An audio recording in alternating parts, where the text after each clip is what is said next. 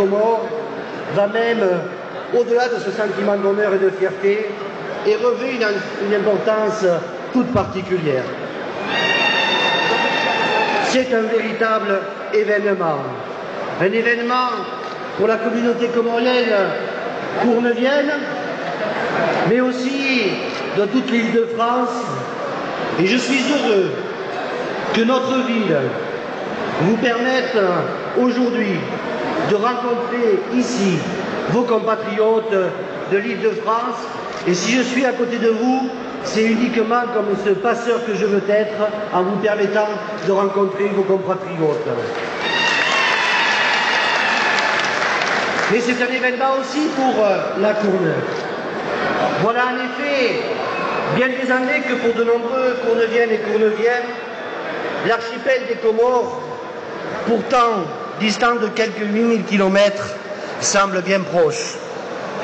Moroni, Combani, Chindini, Ivenbeni sont des villes qui veulent dire quelque chose, et bien d'autres encore pour les Courneuviennes et les Courneuviens.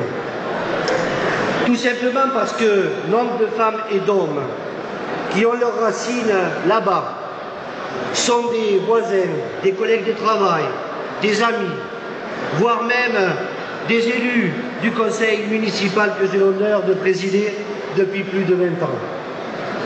Tout simplement parce que l'histoire et la culture que portent ces hommes et ces femmes sont devenus au fil du temps des éléments de notre propre histoire courneuvienne.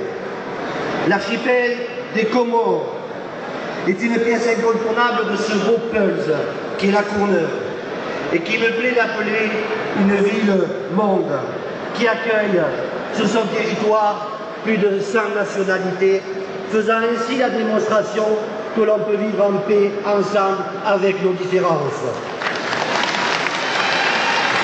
Une pièce d'autant plus incontournable que la communauté comorienne est très vivante sur notre ville. Pour preuve, 25 associations impulsent des activités, représentent de nombreux villages et de nombreux projets de solidarité avec leur pays natal. Pour preuve, de belles initiatives telles que la fête de l'indépendance qui se tient régulièrement ici à la Courneuve. Bien évidemment, assembler un tel pulse n'est jamais simple. Il nous faut encore, reconnaissons-le, des efforts. C'est d'apprentissage de l'autre, d'écoute, de respect, d'expérience partagée. Et au bout du compte, les souffrances et les espoirs du peuple des Comores sont aussi devenus les nôtres. Je pense au drame de la catastrophe aérienne de juin 2009, bien sûr, et à l'élan de solidarité qui a parcouru toute notre ville. Je pense aux réalités sociales et économiques de l'archipel, auxquelles sont attentifs les Courneuviens. Réalités qui ne sont, par exemple, encore exprimées à l'occasion d'une soirée de solidarité avec Monsieur l'ambassadeur pour former un voyage de soutien sur les questions de prévention en matière de santé. Je pense aussi et surtout au long chemin, fait de lutte et de résistance du peuple des Comores pour conquérir et préserver son indépendance, pour se garder pied contre cette volonté du gouvernement français, de cette France coloniale, de garder un pied dans l'océan Indien.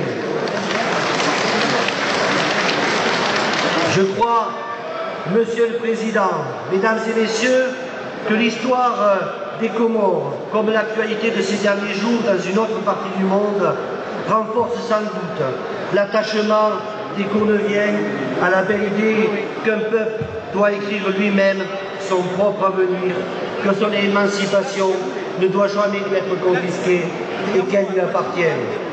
Dans ce cadre, sans doute est-il bon de rappeler, comme l'a fait à de maintes reprises l'ONU, que les Comores sont constituées de 4 îles, dont Mayotte.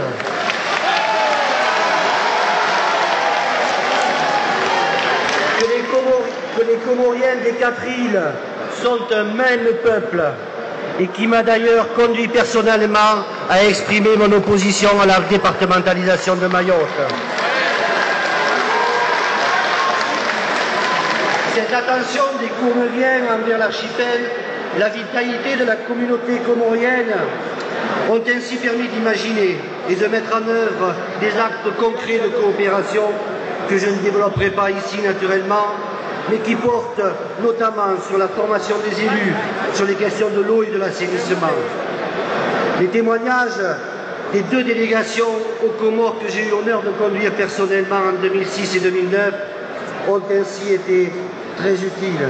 Et c'est donc avec satisfaction que j'ai appris que d'autres depuis élus s'étaient rendus sur place, que le Conseil général de la Seine-Saint-Denis, par exemple, développait lui aussi des coopérations. Cet engagement de notre ville aux côtés de la communauté comorienne n'est pas le fruit du hasard. C'est d'une part la traduction concrète des valeurs de solidarité envers les peuples qui agissent pour leur émancipation, qui sont au cœur de nos engagements. Des valeurs qui nous disent aussi que la France a une responsabilité particulière à assumer envers les Comores afin de permettre au peuple comorien d'accéder pleinement à tous ses droits, et notamment sur les questions de la santé et de l'éducation. Mais c'est aussi lié aux liens d'amitié que vos ressortissants ont créés ici. La gentillesse, leur disponibilité, leur sensibilité, l'accueil dont ils font preuve en permanence en font des partenaires avec lesquels on se sent bien ici, à la Courneuve. Je le vis ici, je l'ai vécu personnellement lors de mes 2 déplacements.